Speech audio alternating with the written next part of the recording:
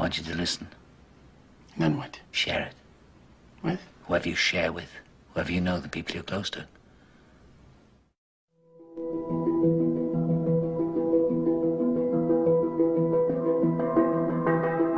Tonight's talk is consciousness, creativity, and the brain. And if you have a golf ball-sized consciousness, when you read a book, you'll have a golf ball-sized understanding. When you look out, a golf ball-sized awareness. And when you wake up in the morning, a golf ball-sized wakefulness. But if you could expand that consciousness, then you read the book, more understanding. You look out, more awareness. And when you wake up, more wakefulness. It's consciousness. And there's an ocean of pure, vibrant consciousness inside each one of us.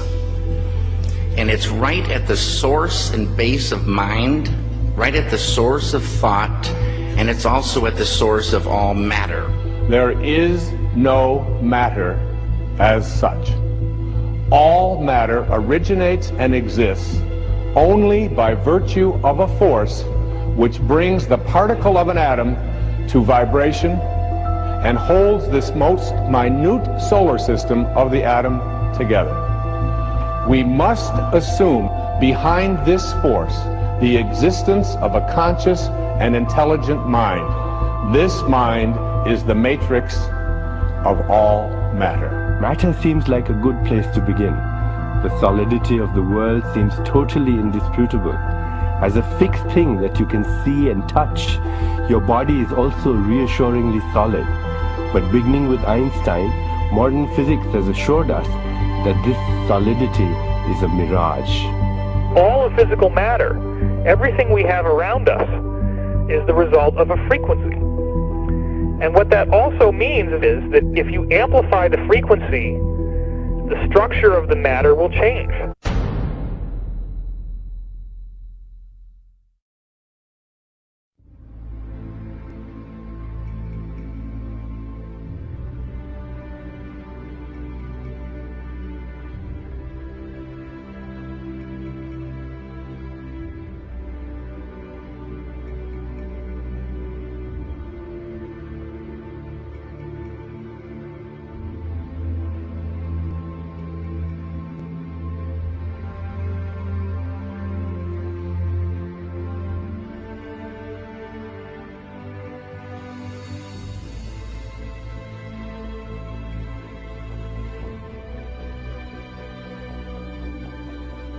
The film you're about to see has no characters, it has no people. It is a film to describe to you and explain visually the effect of cymatic frequencies on texture, structure, water, oil. You will see many things that answer many questions.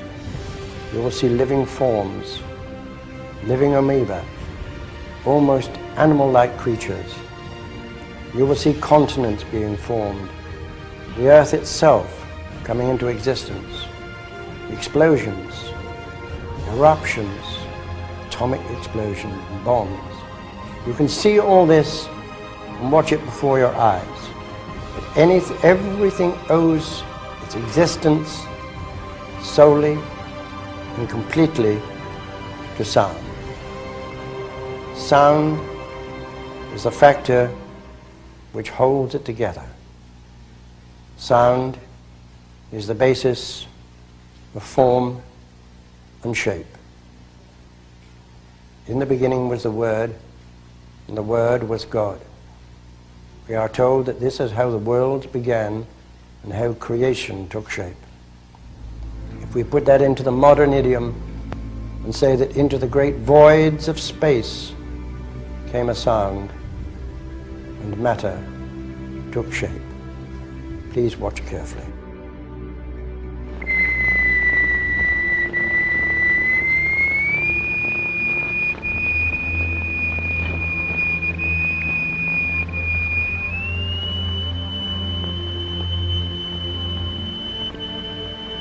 We can also use different shapes of plate.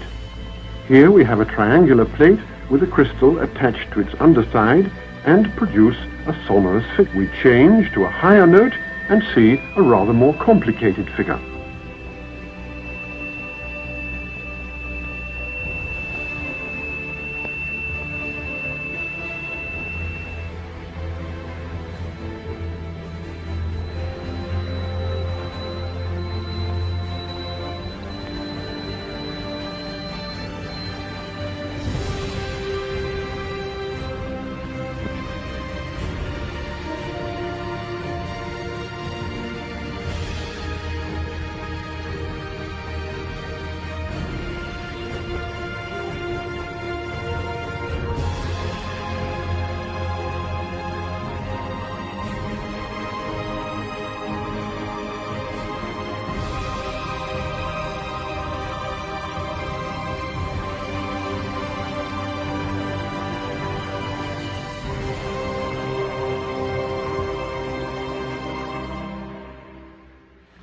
We use sand and lycopodium.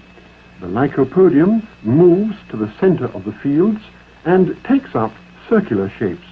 The sand forms the lines. Each material has its own special way of behaving.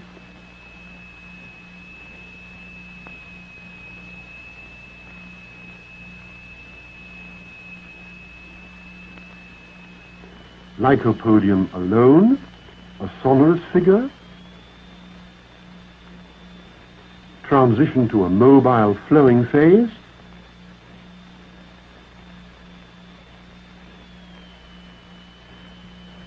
and back again to the figure.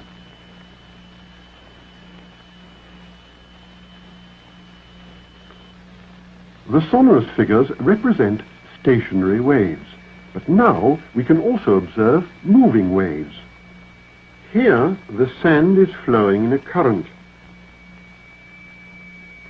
What is it that drives the rotational effect in our galaxies? What is it that drives the rotation of the planets? What is it that drives and impacts the rotation of Earth? In vibrating glycerin, we see continuous waves which form the queerest figures. And yet, the extraordinary things we see here are simply and solely the effect of vibration.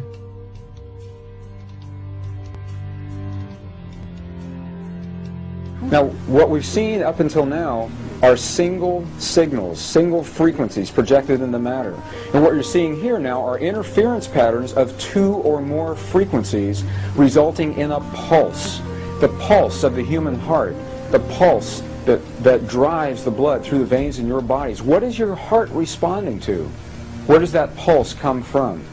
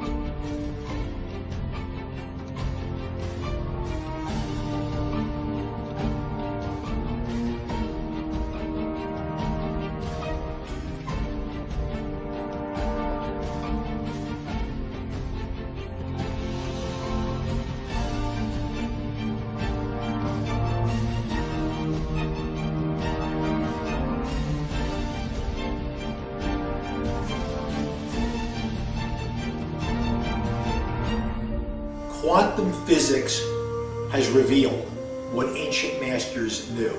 Matter does not exist. The concept of substance arose from the philosophy of Aristotle, and from that concept came science's conception of matter. The fact of the matter is that the substance of the universe is consciousness.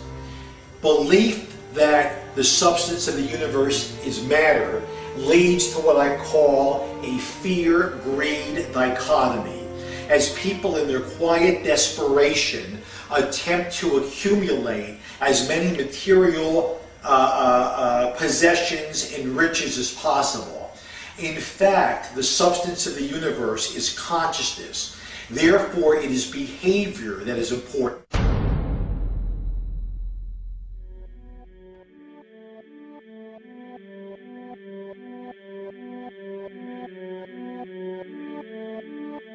The daily life we perceive with our five senses is not reality.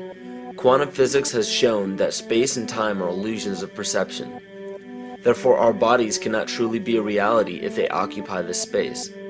Ernest Rutherford performed an experiment in Manchester that revealed to him the shape of the interior of an atom. Scientists were shocked to discover that the atom is almost entirely empty space. The question then became, how could this empty atom possibly make the solid world around us? Our true consciousness does not exist in our brains or in our bodies.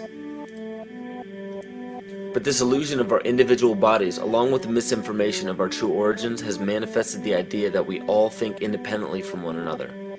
With this misunderstanding, it would seem impossible to scientifically explain telepathy, clairvoyance, spiritual mediums, and other phenomena dealing with transferring information between sources without physical means of communication. But when you understand that there is a common spiritual bond between all things in the universe, and that we are all part of one divine intelligence, no phenomena is unexplainable. The blank matter within the most basic building blocks of perceivable existence is malleable and molded by intent. This means that consciousness shapes our reality. This seems difficult to accept for most, and it is quite understandable. In modern times, we are taught from an early age how to think rationally and tangibly. This is a very left-brain method of education, and it has more harmful effects than is given credit for. The left brain deals with logic, details, facts, patterns, practicality, science, and math, as the right brain deals with feeling, intuition, symbols, images, risk-taking, philosophy, and religion. With a deliberate push for government-controlled educational curriculums, generation after generation of the youth are being taught to focus only on the facts, figures, and numbers. Repetition is used to train children subconsciously to accept what they're learning. Children aren't rewarded for questioning the validity of the information they receive. They are ridiculed. However, the children who blindly accept the information as true and merely regurgitate the information on command when it is time to take a test, those children go on to become the decision makers in our government, law, medicine, business, and every other occupation with power and prestige. The most detrimental effect of being pushed away from holistic thinking with the full brain into a strictly left brain thought is what is known as the suppression of the feminine. Every male and female have both feminine and masculine qualities. It has nothing to do with man or woman. These are represented by the left and right brain, yin and yang, black and white, light and dark, and most every other duality. Both are vital to our spiritual and physical health. So the intangible parts of our existence, such as emotions, are part of the true reality of higher consciousness. If emotions are part of a realm that we cannot experience with our five senses, then how is it that we are all aware of our emotions? What most people believe to be emotions are not truly the emotion itself. What we are experiencing is the physical manifestation of these emotions. Anger causes disturbance in the psyche, which manifests itself in the ego. These manifestations cause the heart rate to increase, body temperature to rise, and spawn many other physical traits that signify anger. Just as music from the radio is a physical manifestation of an intangible signal, our experience of emotion is the physical manifestation of an intangible signal as well. It has been shown that our emotions have a vibratory frequency to them. Furthermore, there are only two emotions that humankind experiences: fear and love. All other emotions branch either directly or indirectly from these two emotions. Fear has a long and slow frequency vibration to it, while love has a very rapid and high frequency. To show that vibration is the very foundation of existence, Hans Jenné developed what is known as cymatics in the 1940s to show that when vibrations of sound are passed through a form of media, there is a set pattern that will follow. When the frequency increases, the media develops into a more complex pattern. This is precisely what is happening to our Earth and to humanity.